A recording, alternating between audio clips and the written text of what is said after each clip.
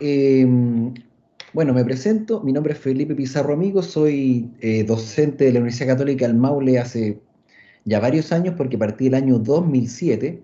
Estuve algunos años a cargo de la docencia de pregrado y ahora en realidad yo estoy a cargo del posgrado, pero sigo trabajando también con los alumnos y con los internos de medicina. Así que siéntanse súper cómodos, súper tranquilos de hablar todo lo que quieran en esta clase, que como antes mencionaba, más que una clase va a ser una discusión de casos clínicos. Y a través de la discusión de casos clínicos, que puede ser abierta, o sea que cualquier persona puede preguntar cosas, vamos a ir entregando los contenidos. O sea que ustedes los pueden ir complementando en forma asincrónica con lectura relacionada al tema. Bueno, entonces si quieren pueden dejar los micrófonos abiertos, hablar espontáneamente. Vamos a tratar de regularizar la participación, pero más que levantar la mano, pues yo sé que esta aplicación tiene esa posibilidad. Hablen nomás, interrumpan, porque más que interrupción es así la modalidad que me gustaría que hiciéramos. Bueno, ¿todos de acuerdo? Sí, doctor. Súper, Doctor, ya, vámonos. muy bien. Bueno, entonces yo les voy presentando algunos casos clínicos, voy a ir haciendo algunas preguntas abiertas, el que quiere responde y vamos avanzando. Bueno, son todos casos clínicos reales. Esta es una estudiante de enfermería, una niña de algo así como 20 años, que estuvo involucrada en un accidente de tránsito, o sea que eso inmediatamente nos habla de que existió un nivel de energía relativamente alto involucrado en este accidente, y se presentó en el servicio de urgencia con dolor, con aumento de volumen, con deformidad, con impotencia funcional, con movilidad anormal, con crépito óseo a nivel de su brazo, ¿ya? Esos signos que yo acabo de describir, ustedes recordarán de la clase de trauma general, que son los signos clínicos propios de las fracturas, ¿ya? Entonces, a eso se agregaba, pese a que la lesión estaba fundamentalmente en el segmento del brazo, es decir, el segmento que está entre el hombro y el codo, ella tenía imposibilidad de dorsiflectar en forma activa la muñeca. Con ese cuadro clínico que yo les describo un poco la parte anamnéstica y el examen físico, ¿hay alguien que se quisiera aventurar con un diagnóstico o hipótesis diagnóstica?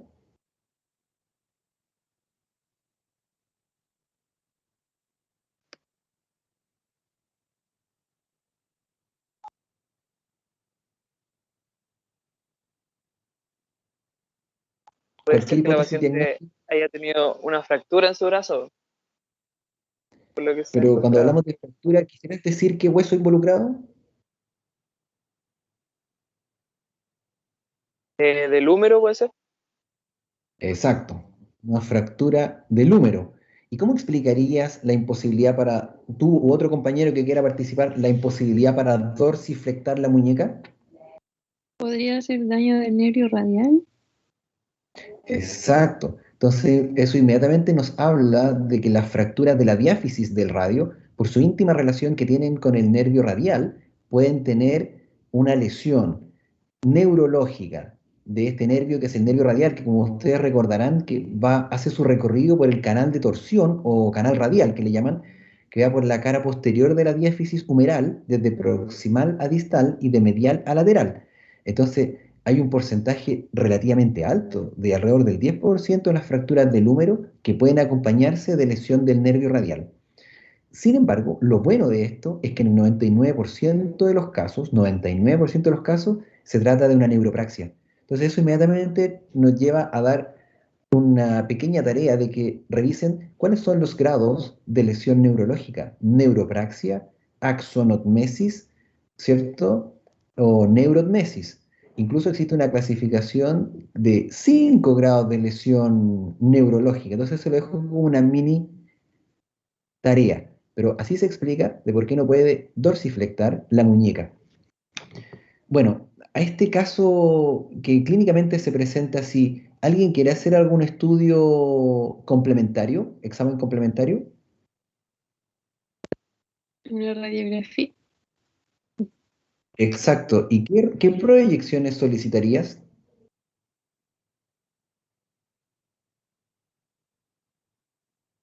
Recordemos de la clase de trauma general que cuando hay una fractura, siempre tenemos que observar la lesión al menos en dos planos enfrentados en 90 grados.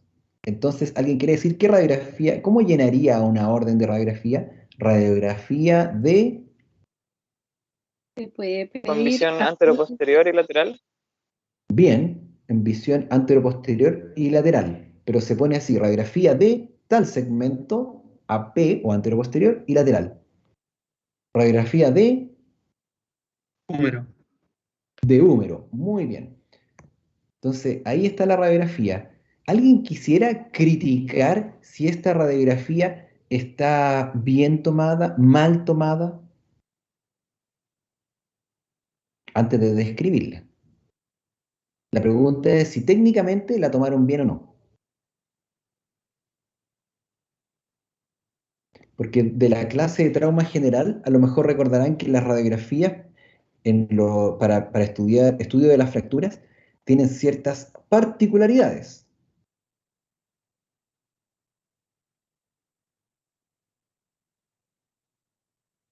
¿Se ven todas las estructuras que a ustedes les gustaría ver en la radiografía?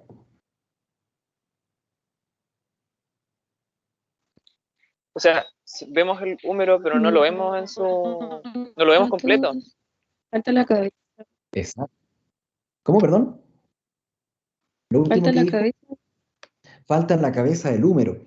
Entonces, no solo para el húmero, sino que para todos los huesos largos, una condición es que se aprecie el hueso largo con sus dos articulaciones vecinas, porque créanme que las fracturas diaficiares pueden tener extensión hacia las articulaciones, lo cual hace más complejo su tratamiento. Entonces, como primera crítica, podríamos decir que esta radiografía no está muy bien tomada. Lo otro importante es que sean dos planos enfrentados en 90 grados. Pero eso da la impresión que sí lo lograron, ya que esta proyección es anteroposterior y esta es lateral.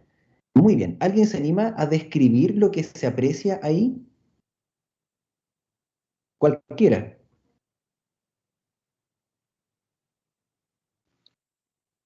Ese tipo de fractura en alas de mariposa.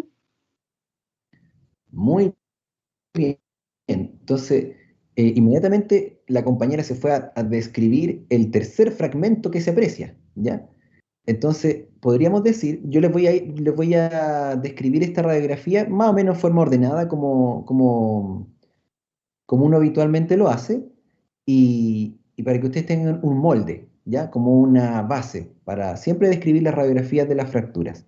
Decimos que esta es una radiografía de húmero, no está indicado si es derecho o izquierdo, creo que era derecho, en proyecciones anteroposterior y lateral, en que se aprecia dos puntos, y ahí parte la descripción. Entonces uno dice que tiene una fractura, o una línea de fractura, o un rasgo de fractura, o algunos dicen un trazo de fractura, que está ubicado en la unión del tercio medio con el tercio distal del húmero. Y esta línea de fractura, ahí podemos decir que es un rasgo complejo en que existe un gran tercer fragmento en forma de ala de mariposa. Por la forma en que el rasgo entra por acá, da la vuelta y sale por acá arriba, podríamos decir que es un rasgo espiroideo, incluso, ¿ya? Y luego tenemos que decir si es que la fractura en sí está desplazada o no, es decir, si tiene o no contacto entre los fragmentos, y al mismo tiempo tenemos que decir si tiene angulación o si está bien alineada. Entonces, en este caso, podemos decir que tiene un desplazamiento de alrededor de unos 5 milímetros, que se aprecia acá también, y podemos decir que, si bien es cierto que en el plano lateral está bien alineada, en el plano frontal está ligeramente angulada. Ustedes ven que el alineamiento o el eje de este fragmento va así, y el fragmento distal va así. Entonces, cuando el fragmento distal se acerca a la línea media, se habla de una deformidad en varo. Y cuando se aleja de la línea media, se habla de una deformidad en valgo, ¿ya?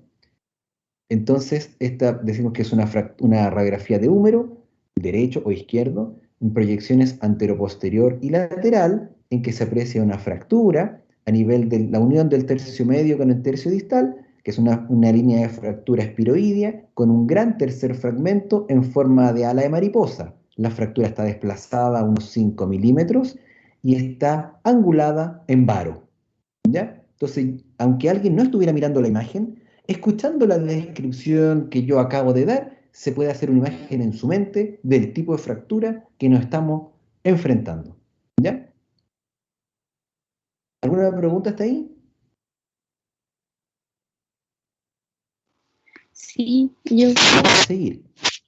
Esta fractura, dígame, quería preguntarle que cómo sabía cuántos milímetros se desplaza, ¿es porque lo mide la radiografía tal cual como sale, con una regla o se puede hacer no? la medición en milímetros porque hoy en día existen varios software en que se puede medir o alguna vez, a lo mejor ustedes vieron que los traumatólogos muchas veces andamos con un pequeño aparato que es como una reglita que se llama goniómetro, que es para medir angulaciones y medir en milímetros desplazamientos o tamaños de fragmentos, ¿ya? Entonces, si es una radiografía de esas que se ponen en el negatoscopio, se puede hacer con una regla, ¿cierto? Midiendo el grado de desplazamiento o con algún software que te permita medir el desplazamiento, pero si quieres que te diga la verdad, normalmente se hace al ojímetro, ¿ya? Pero se puede medir. Bueno, les voy a contar que la fractura del húmero ha variado un poco en las últimas décadas su tratamiento, ya que antes se decía que el 80% de las fracturas de húmero, de la diáfisis humeral, se podían manejar en forma no operatoria, es decir, en forma conservadora, es decir, en forma ortopédica. Sin embargo, con el advenimiento de las nuevas técnicas de osteosíntesis, las fracturas de la diáfisis humeral se están operando cada vez más. ¿Por qué? Porque eso lleva a una recuperación un poco más predecible y muchas veces más rápida, ¿ya? Entonces, si bien es cierto que ambos tratamientos tienen cabida en el tratamiento de la fractura del húmero, cada vez se tiende a operar más fracturas de la diáfisis humeral para tratar de recuperar al paciente en forma más rápida, ¿ya? En este caso en particular, dado que presentaba la paciente una lesión neurológica, eso habla de una fractura más inestable y muchas veces orienta más hacia el tratamiento quirúrgico, ¿ya? Y eso es lo que se realizó en este caso. Entonces, la fractura de la diáfisis humeral, dependiendo del sitio en el cual está ubicada, uno puede abordarla quirúrgicamente a través de un abordaje por el aspecto anterolateral del húmero o, como en este caso, a través de un abordaje que se llama posterior. En este caso, ustedes están mirando la fractura desde posterior, es decir, este circulito que está dibujado en la piel está marcando la ubicación del olecranon. Esto que se ve acá es la masa muscular del tríceps que está desplazada hacia medial en este caso, ¿ya? Y esta es la fractura. Y estos son separadores que se llaman elevadores de Hohmann, que se colocan entre el hueso y las partes blandas para poder tener acceso a la fractura, ¿ya? Este es el gran tercer fragmento y fíjense que aquí va cruzando desde medial hacia lateral y de proximal a distal el nervio radial. Imagínense, está ahí mismo el nervio, ¿ya? Entonces, en este caso, se realizó una osteosíntesis, una reducción abierta. Esta es la masa muscular del tríceps, ¿cierto? Aquí está el nervio que se deja por sobre la placa y la placa de osteosíntesis con diversos tornillos ayudando a reducir y a mantener la fractura con buen alineamiento para permitir su consolidación. ¿Ya? Ahí se ve una radiografía del intraoperatorio, ¿ya? Esta es una placa que se llama de la columna posterolateral. Entonces viene premoldeada o precontorneada, que se llama, para seguir la forma del húmero, llegando hasta distal por el aspecto posterolateral, sin colocar tornillos en esta fosa. Porque esta fosa a lo mejor se acuerdan que es la fosa olecraniana. Entonces, si yo coloco la placa ahí, el paciente después no podría extender porque el olecranon que se ve acá tiene que llegar a ocupar esa fosa en la extensión completa, ¿ya? Y por eso la placa describe esta curva hacia lateral. Y fíjense que ustedes se preguntarán, ¿por qué hay un tornillo por afuera de la placa?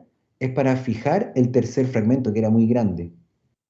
En forma más panorámica, esto se ve así, ¿ya?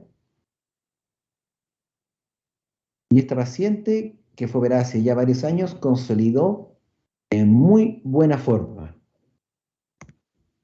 Doctor, ¿Alguna pregunta? ¿Sí?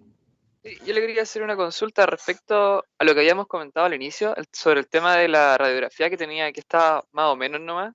Lo ideal sería que fuera como la que usted mostró ahora al final, así que se viera en su completa estructura el número, Exacto, ¿verdad? exacto, eso es lo ideal. Ahora, yo no la puse ahí un poco, bueno, no era el tiempo, porque los casos clínicos vienen como bien abreviados, pero después se complementó la imagen inicial que ustedes vieron con radiografías más proximales. Porque, por ejemplo, ¿qué pasaría si yo tengo un rasgo de fractura que se prolonga hacia arriba? No me basta con esta placa solamente, pues. Entonces se puede hacer más complejo el escenario, ¿ya? Pero claro, así sería una radiografía bien tomada, ¿ya? Sí. ¿Seguimos? ¿O alguna otra pregunta?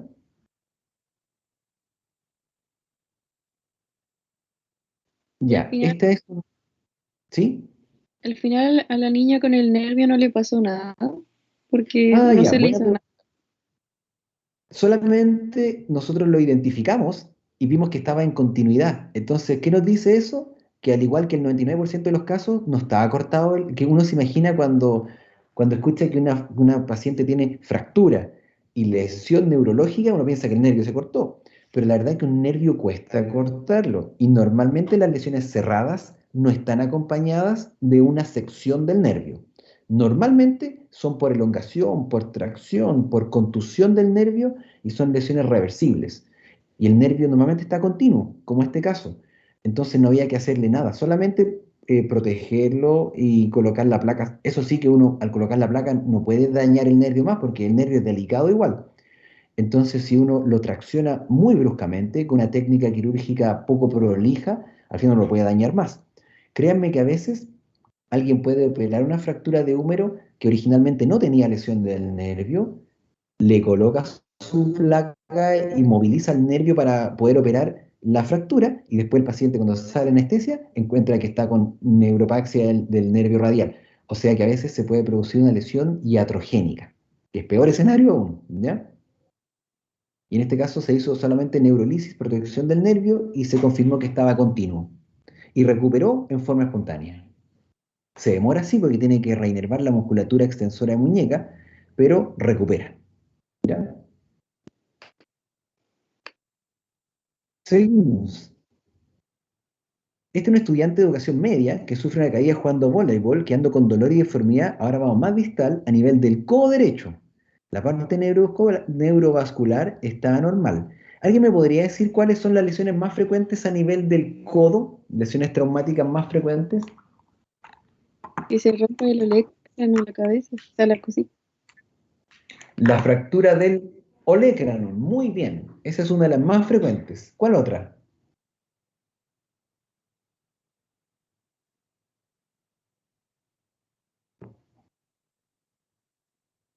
¿Cuál otra? ¿Cuál otra? Les voy a contar que la más frecuente es la fractura de la cabeza del radio o de la cúpula radial. En este caso, la paciente tenía otra lesión, como van a ver, ¿ya? Eh, ¿Alguien se aventura a hacer un estudio imagenológico apropiado en este caso? ¿A solicitar una radiografía, por ejemplo? Ah, sí, obvio. Dígame, dígame. Sí, para descartar ¿Cuál, cuál, y ver si es que hay fractura o no. cuál proyección? Bueno, ¿Qué antes lo puedo tirar en proyección lateral igual. solicitaría? ¿Ya? ¿Y algo más? Les voy a contar que cuando son articulaciones, antes vimos una fractura diaficiaria, pero ahora es una articulación, entonces cuesta un poco más comprenderla. Entonces se puede complementar las proyecciones anteroposterior y lateral, que están enfrentadas en 90 grados, con proyecciones en 45 grados, que son las proyecciones oblicuas. Entonces, a nivel de la rodilla y a nivel del tobillo y a nivel del codo, se pueden tomar proyecciones oblicuas también, ¿ya? Entonces aquí se tomaba lo que se pudo, porque la paciente está... Eso me faltó decirles antes, que antes la radiografía no fue muy bien tomada, pero hay un atenuante, y es que cuando los pacientes llegan con mucho dolor, el tecnólogo médico hace lo posible por tomar buenas radiografías, pero tampoco le puede dar vuelta el brazo para todos lados para que quede perfecta y generar una tortura. Entonces, en este caso, el tecnólogo trató de tomar las radiografías a lateral, pero salió oblicua y más oblicua. ¿Se dan cuenta?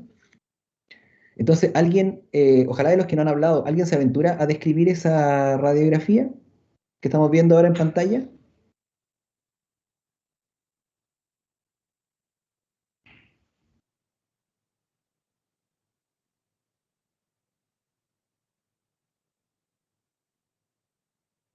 Cualquiera, libremente. Todo es correcto, lo que describan. Sin miedo. En la foto de la derecha se ve que el olecrano le falta un pedazo, que está como más Eso ahí, ¿sí o no? se ve raro, ¿cierto? Al menos podemos decir que se ve extraño el olecranon, ¿ya? ¿Alguna otra cosa que les llame la atención? Recordemos que Que hay desplazamiento. es una lesión. Hay un desplazamiento de la superficie articular. Muy bien. ¿Cómo decimos cuando hay una pérdida de contacto de una superficie articular con la otra? Una luxación. Una luxación. Una luxación. Muy bien. Entonces, ya recordamos otro término que es cuando hay una pérdida completa del contacto de las superficies articulares, se llama luxación. ¿Y cómo se llama, aunque no es este caso, pero cómo se llama cuando hay una pérdida parcial del contacto de las superficies articulares? Subluxación. Subluxación. Muy bien.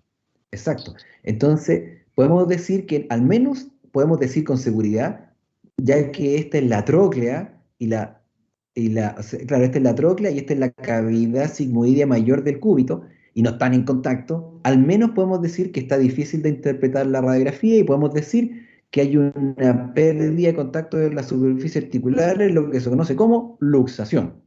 Y como además la compañera dijo que estaba raro ese fragmento, que aquí también se alcanza a adivinar, podemos decir que probablemente es una luxación pura o una luxofractura.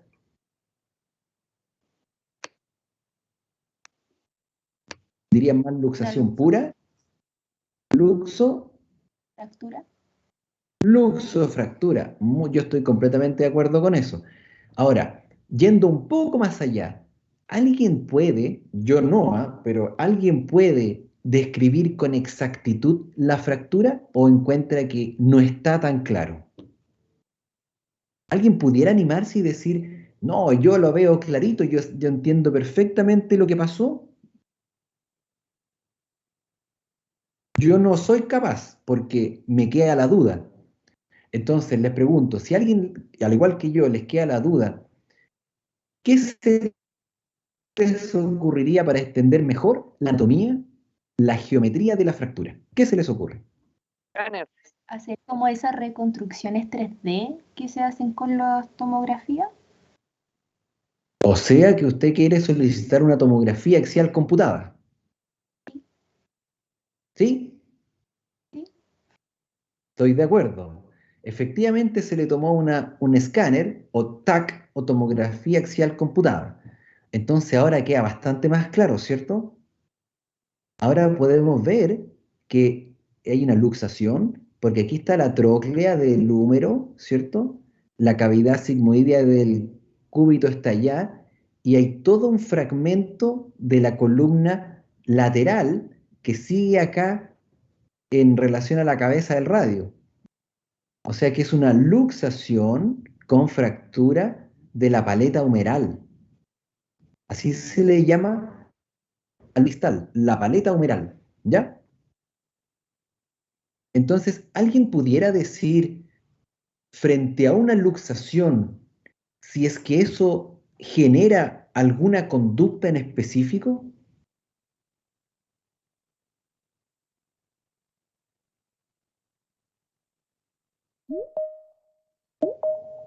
¿Alguien podría decir si una luxación, o sea, pérdida de contacto de las superficies articulares, implica una conducta o un timing de algo Tendríamos específico que que hay apurarnos porque podría producir necrosis común de cartílago.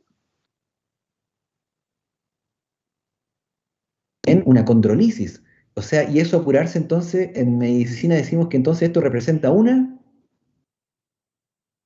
este cuadro Urgencia, representa Emergencia. una ur, urgencia. Urgencia. que cuando hay luxación estamos frente a una urgencia, exacto, exacto, exacto. Entonces, en este caso, dado que lleva luxación, debe ser resuelto. Si esta paciente, años atrás, lo primero que hice fue reducirla. Bajo anestesia, la reduje y, le coloqué la paleta humeral en contacto con el cúbito, o sea que reduje la luxación articular, pero seguía con la fractura. Entonces, ahí se ve otros cortes de la reconstrucción en 3D que nos ayuda a comprender mejor, ¿cierto? Que ahí está la luxación, ahí está el fragmento, ¿cierto? Y ahí está, como ahí se entiende mejor. Fíjense que ahí está la cavidad sigmoidea del cúbito desocupada, porque la paleta humeral se fue hacia adelante y tiene este fragmento solamente en posición. Entonces, lo redujimos y se hizo en diferido al día siguiente una fijación del fragmento que ya habíamos visto que era todo este, como un triangulito que iba por esta zona, lo fijamos con 2 tornillos canulados, que se llama, con esas arandelas, ¿ya? Y con eso consolidó perfectamente bien. Y ahora sí se vuelve a restituir la anatomía del codo, ¿cierto? Con la articulación ulno-humeral. Esta siempre se mantuvo en posición, ¿cierto? Porque este fragmento se mantuvo en su posición y se ve anatómico en ambos planos, anterior-posterior y lateral, ¿ya? ¿Alguna pregunta acerca de la luxofractura de codo? Seguimos. Este es un caso de un señor, vamos a decir, que recibió una herida por bala en el antebrazo sin aportar mayores datos de quién tuvo la culpa, sino que se produjo que le pusieron un balazo, en realidad es un tipo de arma que se llama perdigón, y así llegó. ¿Alguien quiere describir más o menos rápidamente? Yo les voy preguntando y ustedes salten al tiro, sin mayor temor, los que quieran participar, ¿ya? Para que vayamos avanzando rápido, para que sea bien dinámico. ¿Alguien quiere describir lo que ve ahí?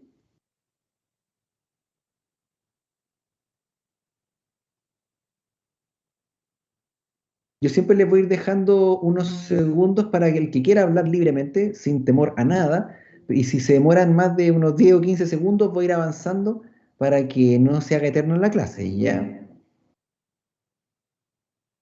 ¿Quién más que quiera describir lo que se ve ahí?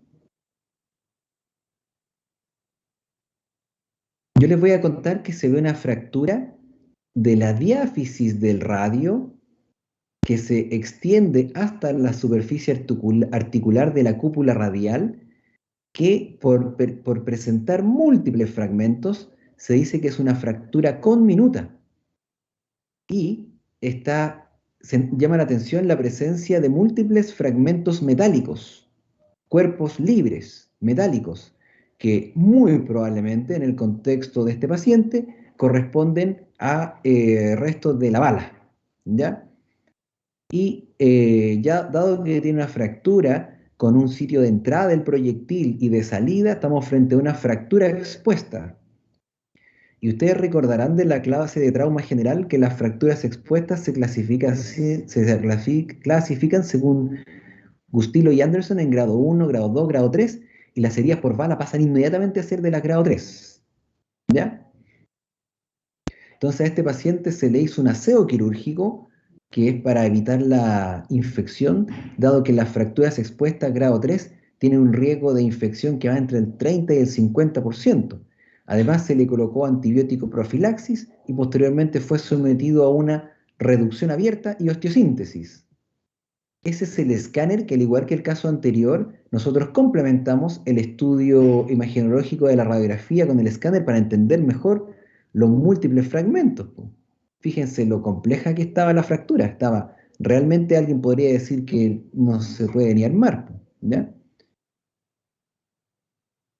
Y le hicimos un abordaje anterior que se llama abordaje de Henry. Ahí se alcanzan a ver los corchetes que le pusimos a la piel una vez que cerramos. O sea, que un abordaje largo, ¿se dan cuenta? Y que busca justo el intervalo que hay entre el flexor radial del carpo y el braquio radialis. Y llega hasta el radio mismo. Y tuvimos que ordenar todos los fragmentos con algunos tornillos que van por afuera de la placa, que son tornillos que van de un fragmento a otro, o sea que son interfragmentarios. Y esta parte diaficiaria la firmamos con esta placa que lleva 1, 2, 3, 4, 5, 6, 7, 8 orificios, con 2 tornillos acá, 3 tornillos acá, ¿cierto? Y además la zona de la cúpula del radio la firmamos con una placa que es específicamente diseñada para la cúpula del radio y la firmamos con varios tornillos a la cabeza y otros que van a la zona de la diáfisis. Agarramos ese fragmento pequeñín. Este de acá nos faltó de agarrar con ningún tornillo porque estaba muy escondido, pero que se armó bastante bien. Ahí se ve la proyección Doctor, anteroposterior. ¿Sí? ese fragmento que ustedes lograron ver en la radiografía después tiene que repararse, ¿sí o sí? ¿Ese? No, la verdad Sí. que ese fragmento, el, afortunadamente desarrolló un callo óseo en esa área y se solidarizó al resto del constructo. Así que pese a que lo descubrimos en el postoperatorio, no cambió el manejo. ¿Ya? Esa es la proyección anteroposterior, que se ve que se armó bastante bien el radio, ¿ya? Y esa es la radiografía cuando ya llevaba, si no me equivoco, unas 6 semanas de operado, y ya tiene, fíjense que tiene formación de callo óseo acá. Se ve huesito nuevo que se ha formado, ¿ya? Aquí también las líneas de fractura casi están desapareciendo. Falta que se incorpore ese fragmento que había costado de agarrar, pero ya, si ustedes prestan atención, ya se ve un poquito de formación de callo ahí, en esa zona. O sea que al final se terminó por incorporar de todas formas, ¿ya? Pero ya se ve harto más armado el radio. Y aquí ven, esto es un mini video. Espérate. Ah,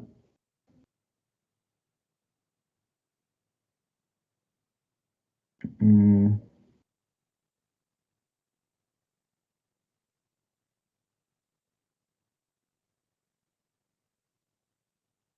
ahí, vean. Ahí lleva como 4 o 6 semanas. Pronosupinación y flexoextensión de codo.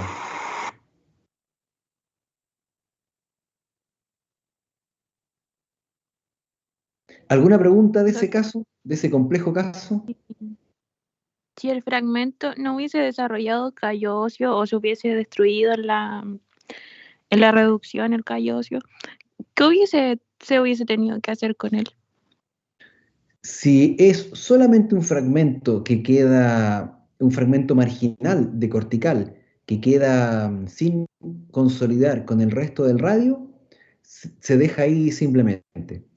Pero si es una parte importante del rasgo de fractura y que produce 2 fragmentos grandes que no están en unión, se habla de una no unión o pseudoartrosis.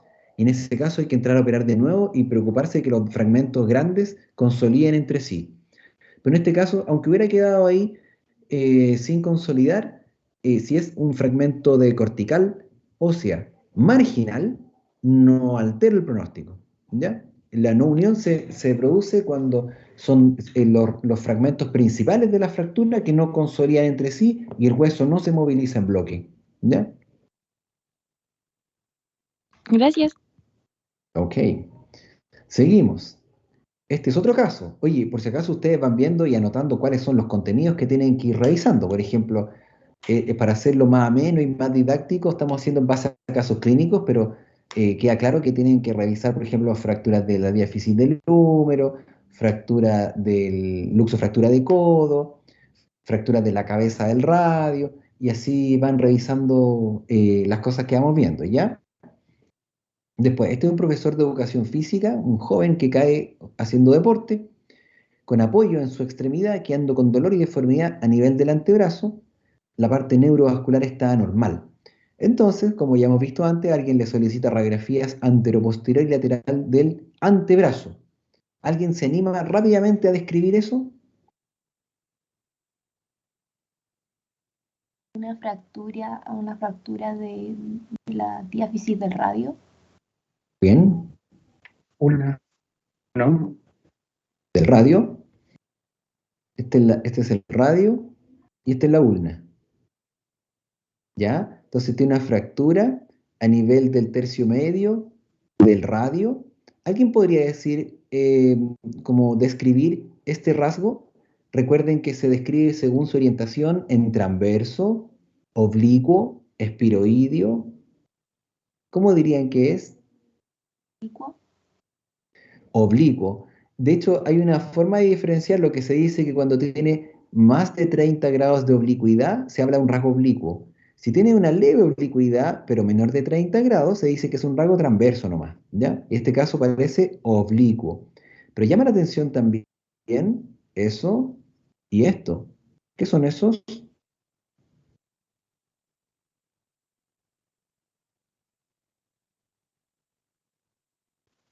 Son pequeños fragmentos óseos, ¿ya? O sea que tiene algún grado de conminución. Recuerden que cuando hay 1, 2, 3 y 4 fragmentos, se habla de una fractura conminuta. Cuando es solamente 1, 2 fragmentos, se habla de rasgo simple, porque es una línea de fractura que da lugar a 2 fragmentos. Cuando hay un tercer fragmento, se habla justamente de tercer fragmento en forma de ala de mariposa o en forma de cuña, y ya cuando tiene más de 3 fragmentos, o sea 4 o más, se habla de una fractura conminuta. ¿Ya? Muy bien. ¿Y alguien sabe, o alguien se anima a proponer un tratamiento para esta fractura? Alguien que proponga un tratamiento y otro compañero que diga por qué.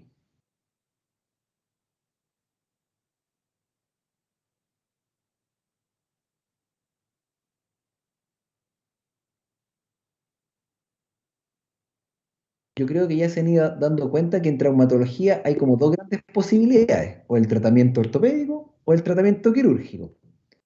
Entonces, primero que nada, ¿quién se anima? Debería ser quirúrgico. Muy bien, quirúrgico, estoy completamente de acuerdo. Ya sea el mismo que habló antes o otro compañero, ¿quiere decir por qué esta fractura es de tratamiento quirúrgico? Como para defender su postura. O explicarle al paciente, mire, ¿sabe qué, joven? Yo lo voy a operar. ¿Por qué, doctor? ¿Acaso no va a consolidar sin operación? Porque es Por con ser minuta. conminuta. Ya, y al ser con minuta, ¿qué tiene ahí?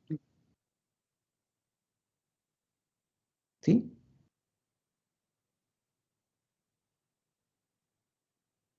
¿No escucho? ¿Qué cosa?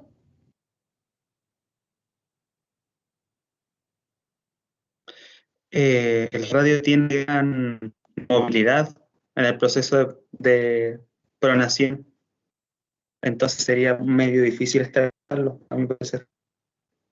Te escuché medio entrecortado, pero escuché algo importante, que el radio participa en el movimiento de la pronosupinación. Exactamente. Entonces, el antebrazo se dice que es una unidad cerrada que representa, desde el punto de vista mecánico, una articulación. Y uno dice, pero ¿cómo va a ser una articulación si es un segmento de huesos largos? Es porque entre la articulación radiocubital distal la diáfisis del radio, la articulación radiocubital proximal, la diáfisis del cúbito y la membrana interósea forman la articulación donde se produce el movimiento de pronosupinación. Entonces, para preservar el movimiento de pronosupinación es que las fracturas del antebrazo tenemos que asegurarnos de que consolide en forma anatómica. Entonces, cuando hay una fractura conminuta, se produce desplazamiento, que es algo que faltó describir de la fractura, y al estar desplazada, como se ve aquí, ¿cierto? Porque fíjense que esta cortical va con esta de acá. Entonces, al estar desplazada, probablemente me va a alterar el proceso de la pronosupinación, ¿ya?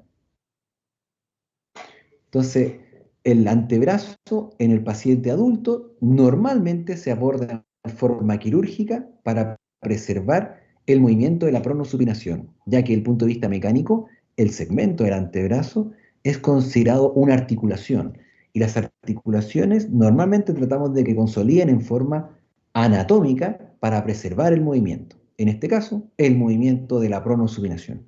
Muy bien. ¿Cómo se llama el que dijo ese concepto? El compañero que dijo que mencionó el concepto. Benjamín. ¿Cómo? El Benjamín, ya, muy bien, Benjamín. ¿Alguna pregunta al respecto? Y yo, Diga. en esta fractura igual se puede, que es como varo, pero ¿cómo se tomaría en ese caso? No te caché bien la pregunta. Es que la del húmero, usted dijo que estaba en varo, la desviación. En ese caso, ¿cómo sería ahí del antebrazo? Ya. Todos los desplazamientos o angulaciones se describen respecto del fragmento distal, ¿ya?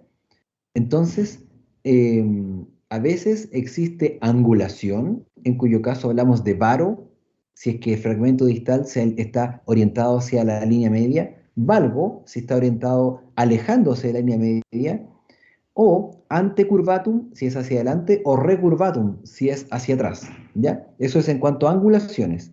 Esta fractura no está especialmente angulada, entonces no ocupamos tanto, podemos decir que está bien alineada, pero está desplazada.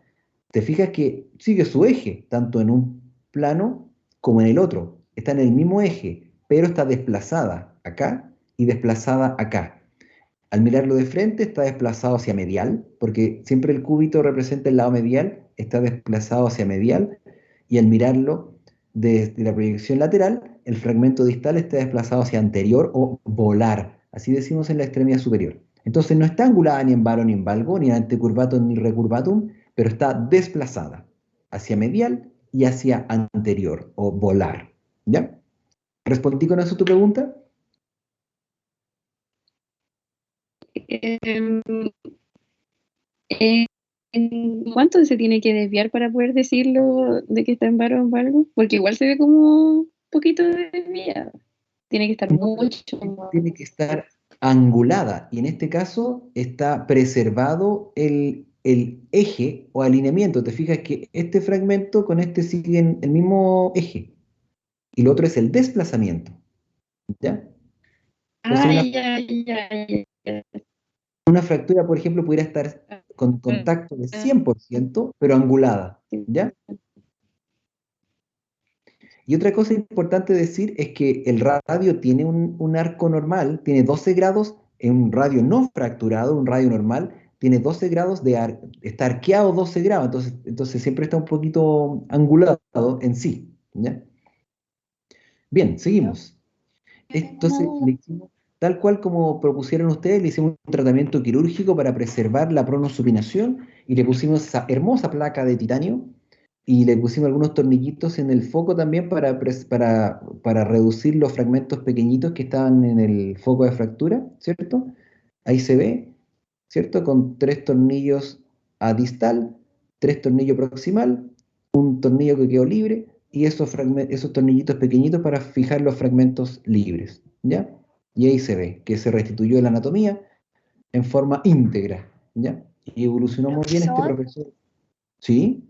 Esos pedacitos siempre como que se colocan, no es como que en algún momento donde ya no les llegó, no sé, me imagino yo, algún tipo de irrigación o algo así, ya como que no sirvan, o siempre se tienen que colocar. A veces, a veces pasa eso, pero sabes que cuando uno abre, normalmente esos fragmentitos tienen inserciones periósticas o musculares.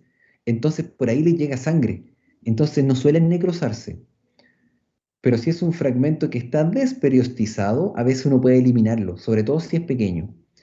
Pero en este caso, entre los dos, eran no poco, po, ¿cachai? Porque tenía ese fragmento más este, entonces si me costaba mucho reducirlo y que quedara en buena posición, si yo eliminaba estos dos fragmentos, como que no iba a calzar, por decirlo así, el fragmento proximal con el fragmento distal, como que no me iban a enganchar bien. En cambio ahí, fíjense como quedó, po.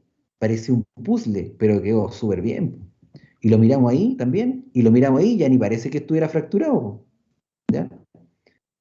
Entonces, eso es una parte entretenida. Fíjense que el diámetro de estos tornillos que se afirman a la diáfisis son de 3,5 milímetros. Y esos son chiquiturri, son de 1,5 o ponte tú 2 milímetros, pero son harto más pequeños que los tornillos diaficerios que son 3,5. Aquí se ve la diferencia, ¿ven? Esa es la parte súper entretenida de reducir y de operar. Realmente algo, un desafío cuando uno se enfrenta porque ninguna fractura es igual a otra. Bien, pasamos a otro caso. Vamos de proximal a distal. Este es un obrero, alrededor de unos 50 años, si no me equivoco, que sufre una caída desde 2 metros, o sea, ya de altura, como se dice, y quedando con dolor y con una deformidad en el dorso detenedor a nivel de su muñeca, y con hipoestesia en el territorio del nervio mediano. Rápidamente, ¿alguien se anima a pensar en alguna lesión en particular con esa deformidad típica o clásica?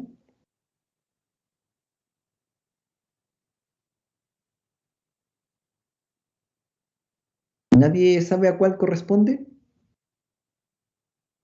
Se las muestro ahí. Se ve radializada la muñeca, porque este es el eje del antebrazo y el eje de la mano está acá, entonces está radializada y al mirarla de lado está dorsalizada. Imagínense el dorso de un tenedor ahí. Entonces por eso se llama lesión o deformidad en dorso de tenedor. Entonces, ¿a qué hará alusión? ¿A qué tipo de lesión? ¿Alguien quiere decirlo? Fractura de muñeca, Exacto, a fractura de muñeca. Entonces, ¿qué radiografía solicitaría para el estudio de esta lesión? anteroposterior y lateral, De, muñeca.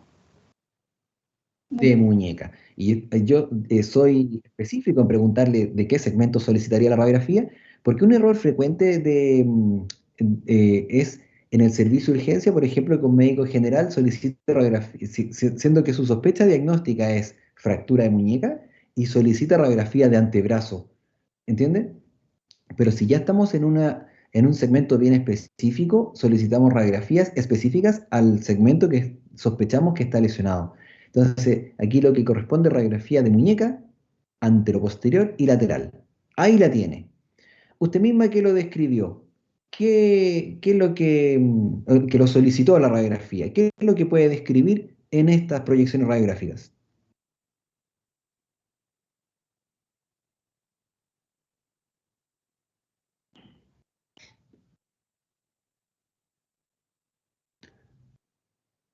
¿Cómo se llama la compañera que pidió la radiografía?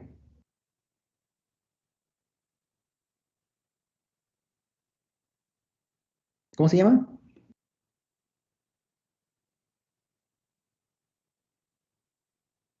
La perdimos.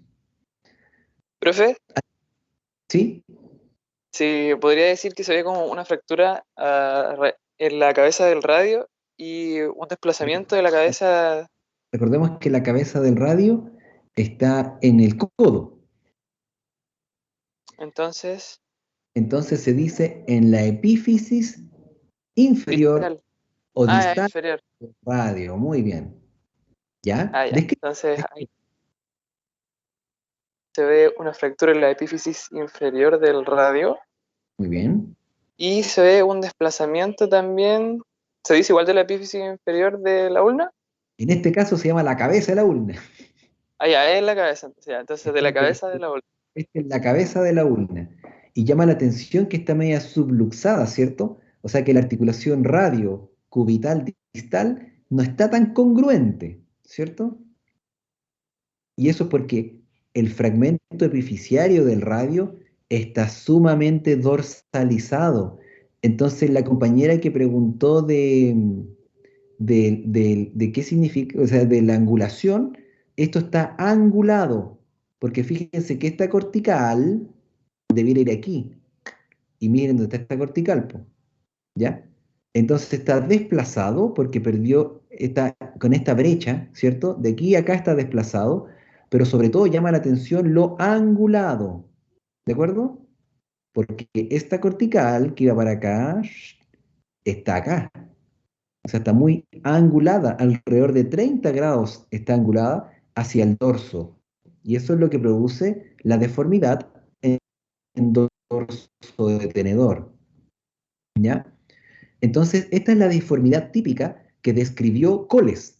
Sir Abraham Coles, por ahí por el 1814, describió esta fractura y fíjense que lo hizo en base a estudios cadavéricos de personas que habían tenido fracturas de muñeca y que habían quedado con la deformidad como una secuela, porque él la describió en la era pre-radiográfica, ¿ya?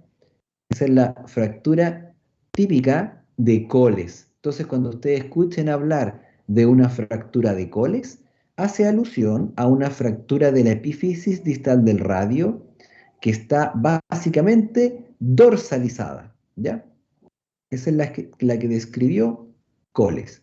Ahora, no todas las fracturas de muñeca presentan el mismo patrón de angulación ni de desplazamiento, la misma deformidad. Entonces, no todas las fracturas son Coles, pero sí todas las fracturas de Coles son fracturas de muñeca o de epífisis distal del radio, ¿ya?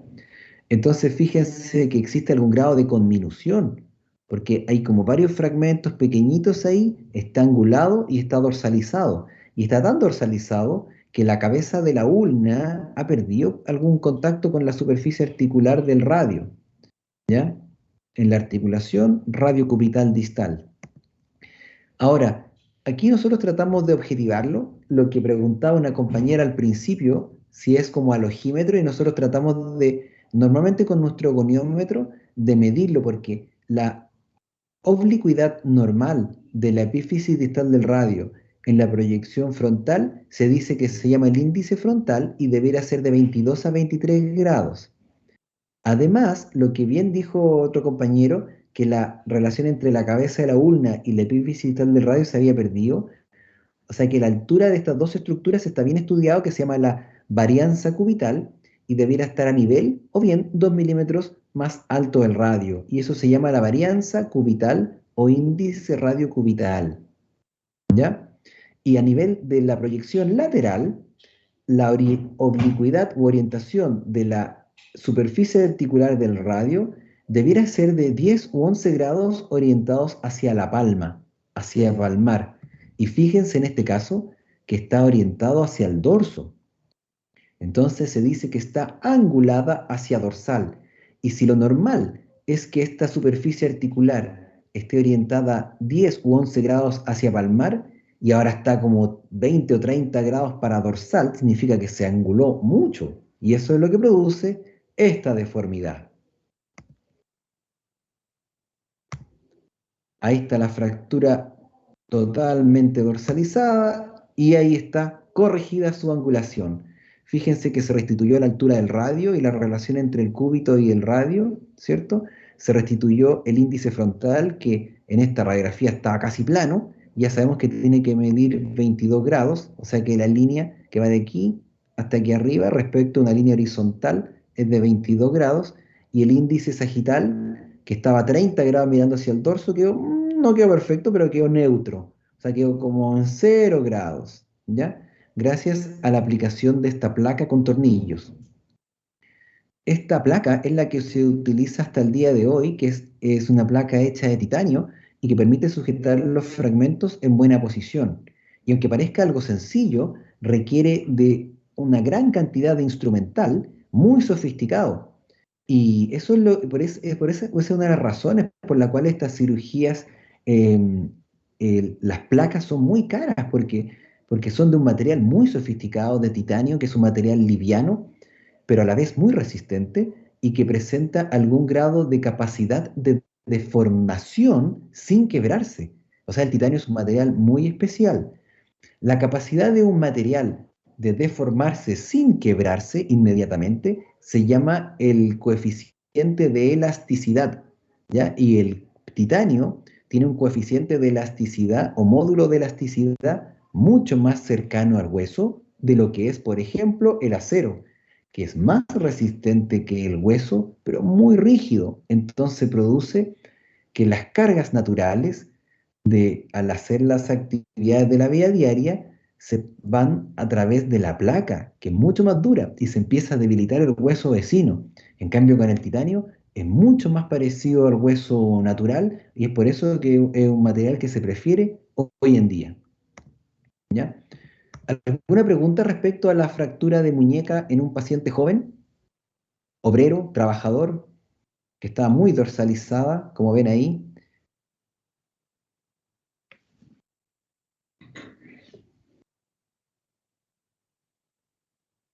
¿Alguna pregunta? Porque yo les dije al comienzo que fíjense que tenía hipoestesia del territorio del nervio mediano. Al mirar esa deformidad, ¿alguien se explica que eso pudiera ser posible? Miren esa radiografía. Yo les voy a contar que el nervio mediano va por acá. Entonces está ¿Puede ser que se sumamente... esté comprimiendo? Exacto. A eso se le llama el síndrome de túnel carpiano hiperagudo, que no es porque tenga algún problema crónico, sino que es porque se está comprimiendo por esa espícula y está generando un hematoma y el nervio está sufriendo. Y por eso se adormece, se produce hipoestesia en el territorio inervado por el nervio mediano. Muy bien. Entonces es una de las razones por las cuales esto hay que reducirlo en forma rápida y después fijarlo con tornillos para que no se dañe en forma permanente el nervio mediano. Porque imaginen, debe estar medio tirante el nervio acá, po. ¿Se lo imaginan cómo está? Bien. Vamos a seguir en fractura de muñeca, pero ahora un paciente más añoso, 70 años, que sufre una caída ya no de altura, sino que a nivel, a su propio nivel, quedando con dolor y deformidad. Y tiene la misma lesión de fractura de muñeca. También la fractura que compromete la zona del epífisis distal del radio, está dorsalizada, pero es ya de la tercera edad. En este caso, se reduce, fíjense que esto es el yeso, o sea, se maneja en forma ortopédica y el paciente evoluciona consolidando sin alteración de su función. No queda anatómico, o sea que queda con algún grado de desplazamiento, pero consolida de todas formas y eso que nos lleva a concluir que en la tercera edad, dado que los niveles de exigencia mecánica son menores, la fractura de muñeca se puede manejar en forma no operatoria, aunque quede una deformidad residual.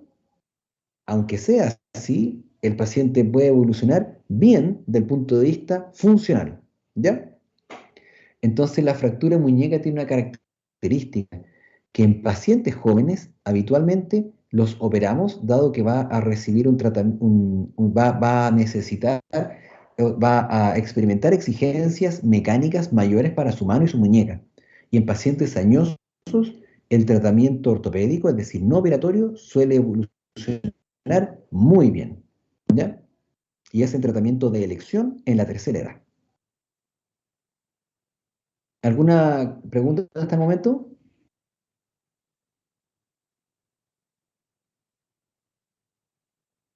¿Alguna pregunta acerca de la fractura de la muñeca o epífisis distal del radio? Voy a ir avanzando entonces. Esta es otra lesión emblemática que suele presentarse en pacientes jóvenes, también con caídas con apoyo en la mano y que queda con dolor y aumento de volumen en la tabaquera anatómica. Alguien que rápidamente sugiere un diagnóstico con ese antecedente.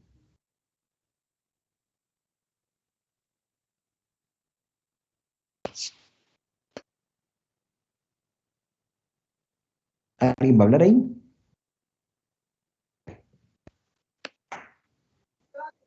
Una ¿No se fractura. relaciona con el escafoide? Exacto. Al tener dolor y deformidad y aumento de volumen alrededor de la tabaquera anatómica, inmediatamente en un paciente joven tenemos que sospechar fractura escafoides. Ahí se tomó radiografía de la muñeca, entonces, díganme ustedes, ¿tiene o no tiene fractura escafoide?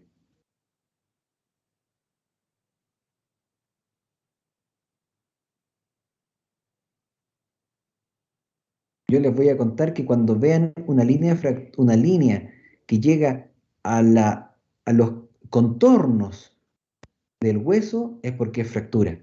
Entonces, efectivamente, si bien es cierto que en la proyección lateral se superponen los huesos y no se entiende, acá sí se alcanza a adivinar que tiene fractura escafoides. Y si a alguien le queda una duda, se puede tomar un TAC, como hicimos antes. Entonces, otro elemento a recordar es que un examen complementario para ver la parte ósea, complementario a las radiografías, nuevamente el TAC. Entonces, fíjese que una fractura de lo que le llamamos la cintura del escafoides o tercio medio, ¿ya? Y el escafoides tiene la particularidad que se suele angular en flexión, o sea que el segmento distal tiende a ser esto, ese movimiento, así. Entonces queda ligeramente angulado, ¿ya? Y en la fractura de escafoides es todo un tema que incluso hay congresos enteros dedicados al escafoides, ¿ya? Y en este caso decidimos un manejo operatorio, en que se coloca un tornillo que se coloca totalmente intraóseo. Fíjense que este es el margen del escafoides.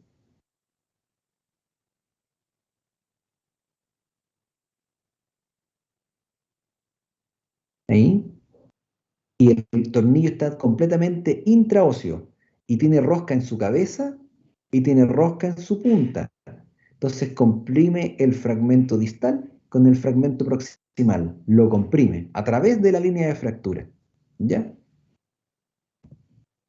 Fractura de escafoides. ¿Ya?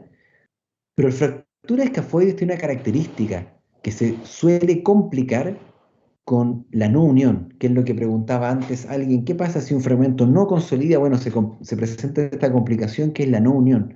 Y una de las cosas que pueden llevar a la no unión en la fractura escafoides es el diagnóstico tardío.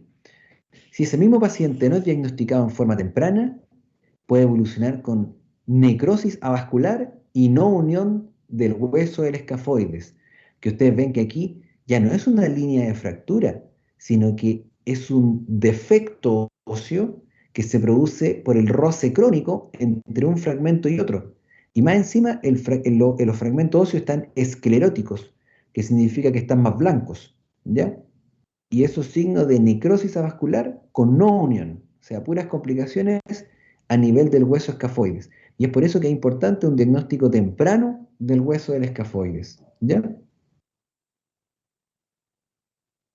Ahí tomamos un escáner y se ve que ya no existe una línea de fractura como era en un comienzo, sino que producto del roce de los fragmentos se produce un defecto, se producen quistes intraóseos, o sea, se va desgastando el hueso por dentro. Y eso, créanme que es más difícil de tratar, po. ¿Ven cómo está todo apolillado? Da la impresión de estar frente a un queso suizo, lleno de defectos en su interior. Y en la resonancia se ve que el hueso está con un color totalmente anormal y se dice que es una necrosis avascular. Entonces la fractura Doctor, escafoide, ¿sí? ¿cuál sería el pronóstico para la movilidad de esta mano? ¿Se puede reemplazar el hueso con algún...? Lamentablemente se han inventado prótesis de escafoides, pero no han tenido éxito, porque la mecánica del carpo es muy difícil de predecir, incluso algunos dicen que nadie comprende muy bien la mecánica del carpo. Entonces las prótesis de escafoides no han tenido éxito. Y es por eso que cuando se muere un hueso y ya no hay nada que hacer, se hace una cirugía que se llama la artrodesis de las 4 esquinas. ¿En qué consiste? La parte que está muerta que es el hueso del escafoides, se entierra en el cementerio. Es decir, como está muerto, se reseca y se deja este hueso, se deja este espacio libre.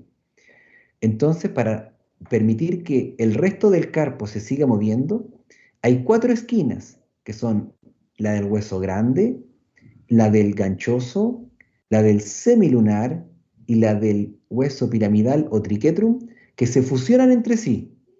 Por eso se llama artrodesis o fusión de las 4 esquinas. Four corner fusion. Entonces se deja esta superficie articular sobre la superficie radiocarpiana y el escafoides se elimina, se bota a la basura, ¿ya?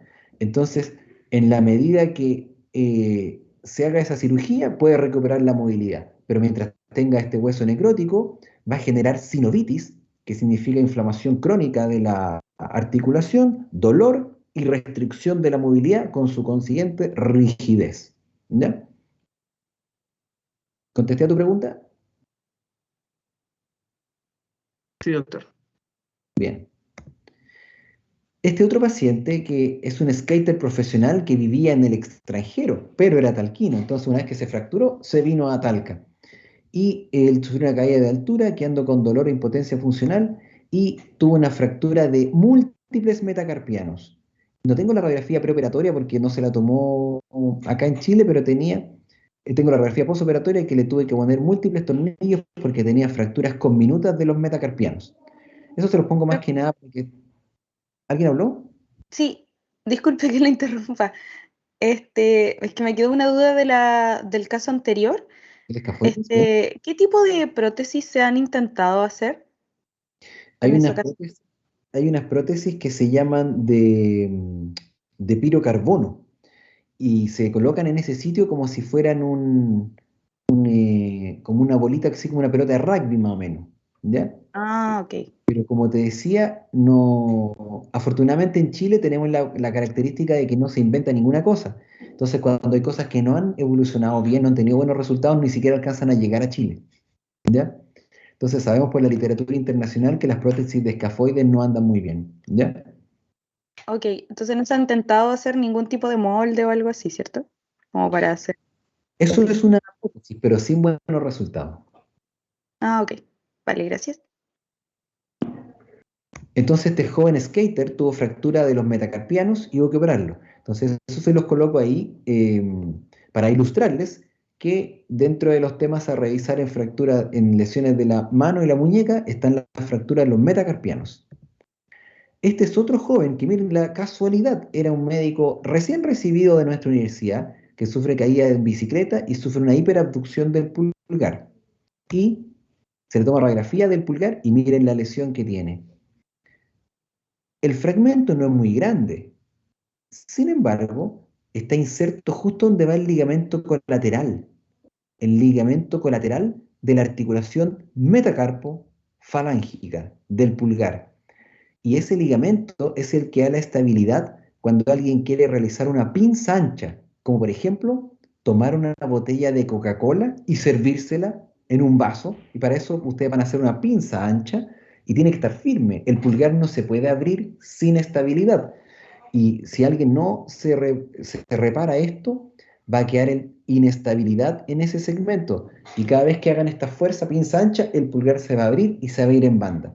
Entonces, por eso le hicimos una cirugía en que le fijamos con unas agujas de Kirchner el fragmento y evolucionó perfectamente y quedó sin inestabilidad, ¿ya? A este joven médico UCM. Este otro paciente joven involucrado en una riña y da un puñete. Y si da un puñete, ¿qué lesión creen que tuvo?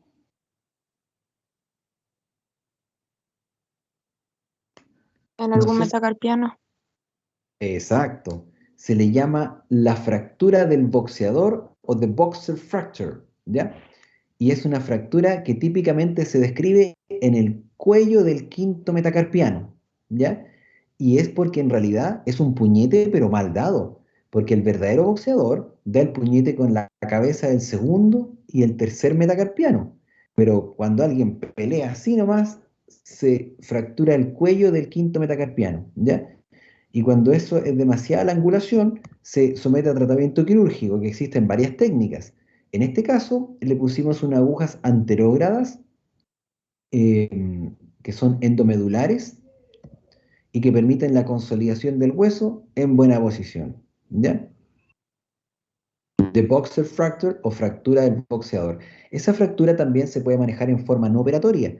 Como cuando ustedes lean el tema, van a darse cuenta que se puede reducir la deformidad y se coloca un yeso y evolucionan bien también. Pero en algunas ocasiones, cuando la deformidad residual post-reducción o cuando no se ha logrado hacer una reducción a tiempo, también se pueden operar. El siguiente caso también es traumático. Es de un joven estudiante de arquitectura que se produce una herida muy frecuente entre los estudiantes de arquitectura, que es la lesión por cuchillo cartonero.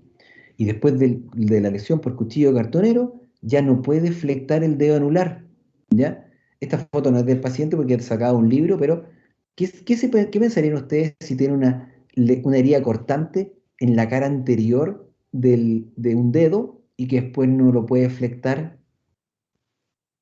Que ¿Qué se cortó el sospecharían? tendón. ¿Sí? ¿Qué tendón? Flexor de los dedos. Algo Tendón flexor. Exactamente, se lesionó o se seccionó un tendón flexor. Entonces tienen que revisar cómo se estudia clínicamente a través del examen físico los tendones flexores. Yo les voy a adelantar que se aísla la articulación interfalángica proximal para evaluar el flexor superficial, ya que se inserta en la segunda falange, y se aísla la articulación interfalángica distal para evaluar el flexor profundo, ya que se inserta en la tercera falange, ¿ya? Entonces ahí ustedes pueden revisar la indemnidad de un tendón o del otro, porque dependiendo de la altura en que se produce la lesión, a veces pueden estar seccionados ambos tendones o a veces solo el flexor profundo, ¿ya? Y este paciente se abre bastante bien la herida, la lesión original se amplía y se hace una reparación del tendón flexor. Y a veces tenemos que abrir este sistema que no sé si recordarán de anatomía, que se llama las poleas, que es una serie de ligamentos que protegen a los tendones flexores y que mantienen al tendón flexor realizando una excursión bastante cercano al hueso y a la articulación. Entonces tienen importancia biomecánica. Entonces hay que tratar de preservarlas, especialmente la llamada polea A2 y la polea A4. Y la A3 se puede abrir, ¿ya?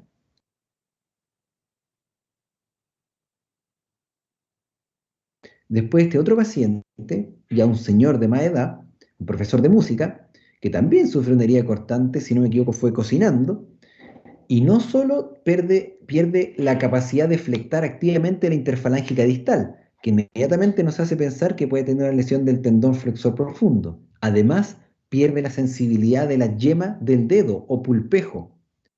¿Alguien pensaría qué le pasó?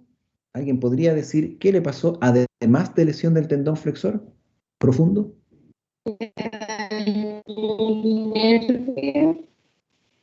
nervio colateral, exactamente. Entonces, fíjense que ahí estamos en el intraoperatorio y ya ha sido reparado el tendón y el nervio colateral, recuerden se llama colateral porque todos tenemos colateral por el lado radial y un colateral por el lado ulnar, colateral por el lado radial y un colateral por el lado ulnar. Todos los dedos tienen dos nervios y en este caso el del lado radial estaba completamente seccionado. Y ahí, créanme que eso es pequeño, pequeño, po. Eso es más o menos del tamaño de un fideo cabello de ángel. Es muy pequeño el nervio. Entonces se hace una microcirugía con una sutura tan fina, pero tan fina que ustedes no se van a imaginar. Ahí está la sutura, no sé si la alcanzan a ver, ahí. ¿Alguien me podría decir de qué diámetro es esa sutura? Échenle a la chunte. 10-0. Puede ser 9, 10 u 11-0. En este caso fue un 9-0. Esa. Entonces, imagínense que este es un 4-0 y este es un 9-0. Entonces, es muy fina. Y para eso se necesita de un instrumental especial y un adiestramiento especial. O sea, para poder hacer eso, uno tiene que ir a hacer un curso especial de microcirugía y trabajar con pinzas especiales que se llaman pinzas microquirúrgicas, y necesita ya sea un microscopio o lupas para poder ver lo que uno está haciendo, porque si no, créanme que es imposible, ¿ya? Y déjenme decirles que por esa razón de que requiere una habilidad y desarrollar, para los que no nacimos con esta habilidad, requiere de desarrollar una habilidad quirúrgica especial. Déjenme decirles que por esa razón la subespecialidad de la cirugía de mano dentro de las especialidades de la traumatología es la más femenina que hay, porque en el sentido de que las alumnas mujeres, créanme, cuando yo las veo operar, les resulta innato, probablemente por algo a nivel cerebral que a los hombres nos ha costado más. Yo tuve que trabajar la habilidad para desarrollar la microcirugía, y a las niñas mujeres les resulta mucho más espontáneo y fácil. Ujú. Y esa es una de las razones por la cual dentro de las especialidades de la traumatología donde hay más mujeres es en cirugía de mano. Así que no crean las mujeres que la traumatología es una especialidad privativa de los hombres. Bueno, bien, siguiendo con el tema de las lesiones neurológicas, este es un paciente que era cuidador de automóviles y que sufrió una herida cortante en una riña y queda con anestesia del borde cubital de la mano, pero a nivel de la muñeca. Entonces ya no es un nervio digital, sino que tenía una lesión. No, perdón, este era un paciente que fue el del lado cubital, pero el que está aquí en la foto es un paciente que fue por una herida de motosierra, que ahí lo cambié. Pero este es una herida de motosierra y que tenía hipoestesia del dedo pulgar, del índice y del dedo medio, y de parte del dedo anular. Entonces, ¿qué nervio será este? Mediano. El nervio mediano. Entonces, en este caso, como fue por motosierra, fíjense que después de limpiar los cabos de la lesión, ¿qué es lo que le llama la atención? ¿Qué es lo que existe ahí? Lamentablemente, ¿qué es lo que existe ahí? Una disección total. No sé cómo se dice. Se cortó Una, completo. Una disección total del nervio mediano. una disección completa, pero aparte de la disección completa, que está muy bien lo que dices, lamentablemente, ¿qué hay entre los dos segmentos? Entre los dos cabos, se dice.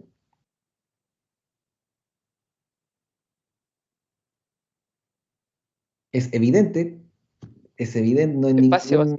Ah, un falta espacio espacio. vacío. Se dice una brecha o gap, ¿ya? Entonces, lamentablemente yo no puedo estirar este para acá y llevar este atención para acá, porque si alguien realiza una reparación de un nervio a tensión, vale decir con los cabos a la fuerza, se produce isquemia del sitio de reparación y en el fondo no va a existir regeneración axonal. Entonces, ¿a alguien se le puede ocurrir cómo enfrentar este difícil caso? Con algún injerto de nervio. O muy Exacto, pero muy bien. fuerte. ¿Quién dijo eso que está navilosa? Connie Acevedo. Muy bien, Connie Acevedo. Efectivamente, se tomó un autoinjerto. Este es un nervio que está tomado a nivel del pliegue de flexión del antebrazo, que se llama el nervio antebraquial cutáneo lateral, que créanme que es menos importante que el nervio mediano. Entonces, el antebraquial cutáneo lateral lo coseché a través de una incisión independiente a nivel del pliegue de flexión del codo, y fíjense que es un nervio largo, largo.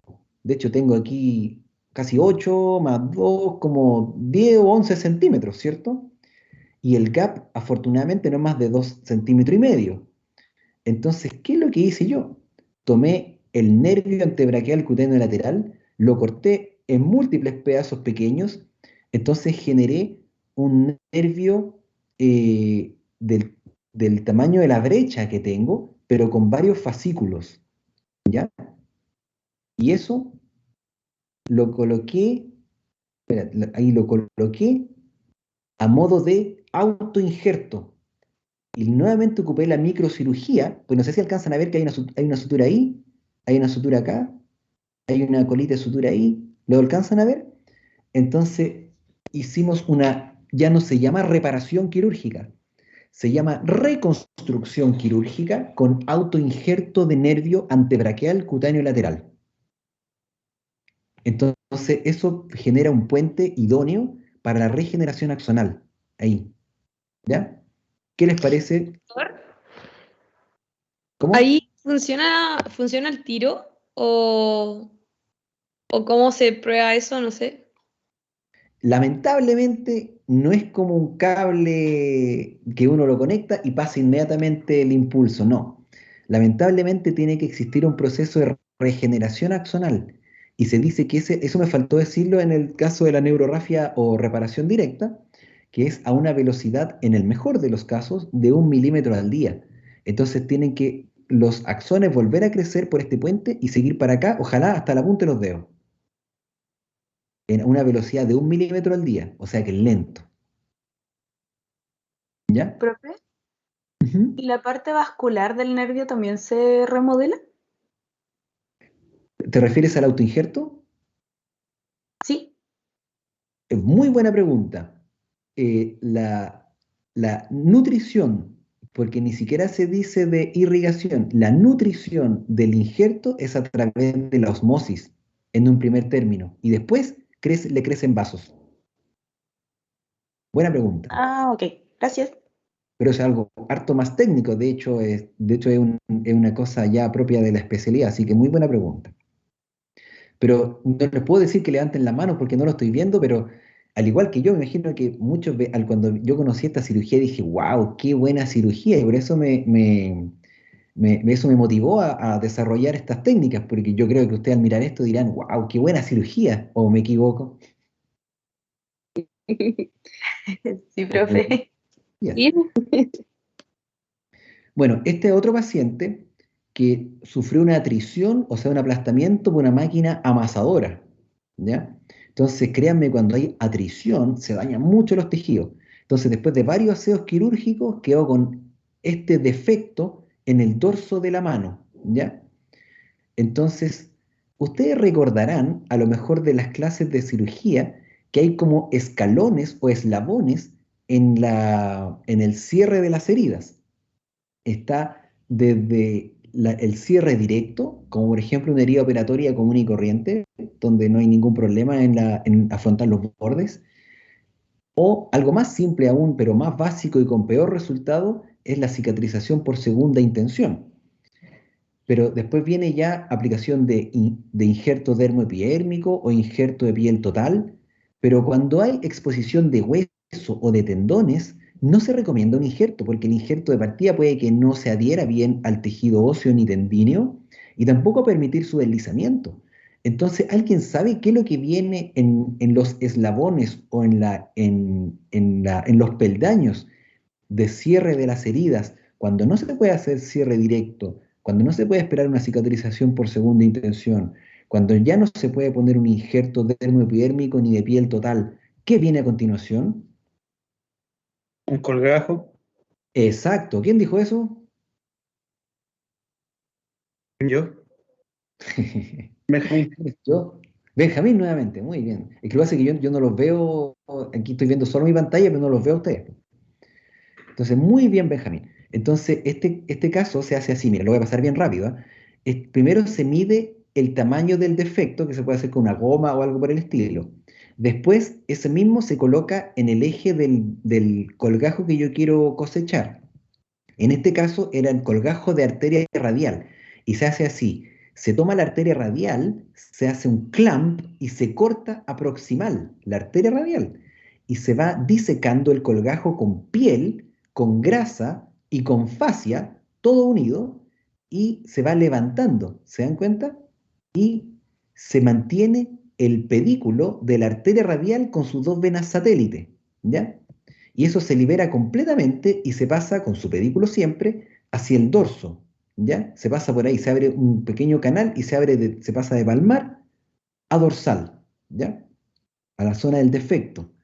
Y la zona del defecto, como es solamente tejido muscular, se cubre con un injerto dermoepidérmico que sí se puede, y se deja el de gran defecto cubierto con este colgajo de arteria radial. Y de eso pasa a esto. ¿Qué les parece? Al igual que la otra cirugía de la reconstrucción de nervio, esta es muy bonita. Después, en los peldaños de cobertura de las heridas, cuando ya no existe posibilidad de hacer un colgajo regional, como el que acaban de ver, viene el colgajo libre, que se toma, por ejemplo, para cobertura de un defecto de la mano, se toma un colgajo también con su pedículo arterial y todo, pero por ejemplo del muslo, colgajo anterolateral de muslo. Pero ¿y cómo lo llevo a tanta distancia? A través de una unión microquirúrgica, una anastomosis microquirúrgica, que eso ya es como palabras mayores, ¿ya? Pero hasta aquí este tipo de colgajo es muy bueno. Bien, jóvenes, yo pensé que íbamos a avanzar un poco más rápido en esta clase, pero ya llevamos 1 hora y media. Entonces, yo estoy muy motivado y entretenido, pero yo creo que ustedes deben estar cansados. Entonces, yo creo que voy a dejar hasta aquí la clase y no voy a pasar a la parte de patología ortopédica, porque si no la voy a tener que pasar muy rápido y yo creo que se van a aburrir y cansar. ¿Qué me dicen ustedes? Bueno, sí. No les puedo decir que levanten la mano, pero más o menos así como una encuesta rápida. ¿Prefieren dejarlo hasta ahí o seguimos? No, quizás dejarlo hasta ahí y lo otro verlo con tiempo igual. No sé Perfecto. si más opinan eso. Profe, esta Sí, segunda parte, Entonces, esta segunda parte sería como el segundo bloque de la clase. O sea, claro, nos llegaron como 2 links de partes blandas y sí, patología del miembro superior, pero sí, era una. es que las partes blandas yo creo, como te digo, que en el fondo es la patología ortopédica, que es tendinitis, compresiones nerviosas, aunque no es puro Ah, parte blanda, por eso el nombre de la clase no está muy bien puesta, por eso se la ha cambiado a patología ortopédica de extremidad superior, porque también lleva artrosis, hay otras lesiones de partes blandas como quistes, contractura de Dupuytren, pero a mí me da la impresión que como ya llevamos 1 hora 38, ujú. restándole los 10 minutos que esperamos para empezar la clase, igual es 1 hora 30. Entonces, a mí me da la impresión que puede ser un poco tarde y cansador para ustedes. Ujú. No sé si están de acuerdo y lo podríamos de planificar para otro momento la patología de ortopédica de extremidad superior. Ujú. Sí, doctor. ¿Estarán Podemos ver. Sería bueno. Sí, igual creo que estaría bien, doctor, para verlo con más tiempo y profundizar bien en el tema. Sí, yo estoy de acuerdo, estoy de acuerdo. Doctor, Espérate. ¿Sí? yo tengo una duda, no sé si muy atrasada, pero en el último caso, ¿qué pasó con la arteria radial? ¿Quedó así como en nada? Muy buena pregunta. Yo también me lo pregunté en su momento y resulta que antes de cortar, de seccionar la arteria radial, no sé si te fijaste que la clampeamos y vimos qué pasaba con la mano. Y resulta que la mano no tiene circulación terminal.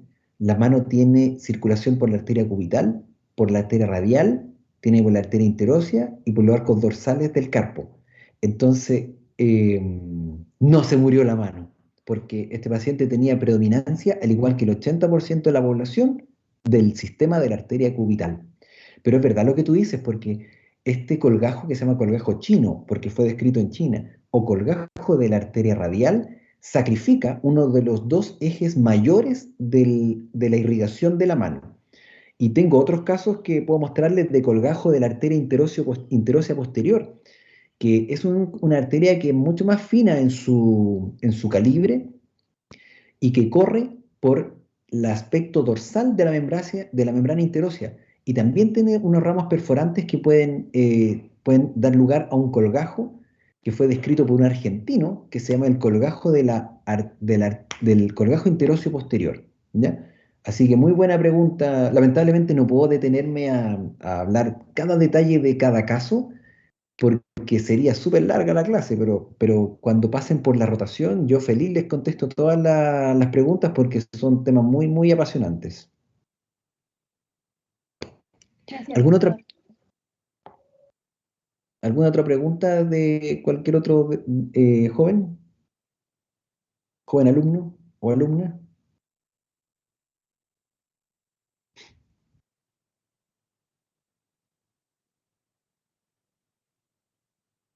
Bien, si no hay más preguntas, Después, para coordinar la clase, y yo soy la delegada del ramo para que después veamos un horario en que se pueda, porque en este horario hay certificaciones y es para conversarlo con mis compañeros. Y si es que nos puede mandar el PPT, profe, igual, si nos puede subir la clase. bien. Las dos cosas las coordino con Francis. Ya, profe, ahí. No sé si por correo o le pido el número al doctor Donoso. Sí, yo creo que es más fácil por el WhatsApp solamente. Ya, doctor, ahí me comunico.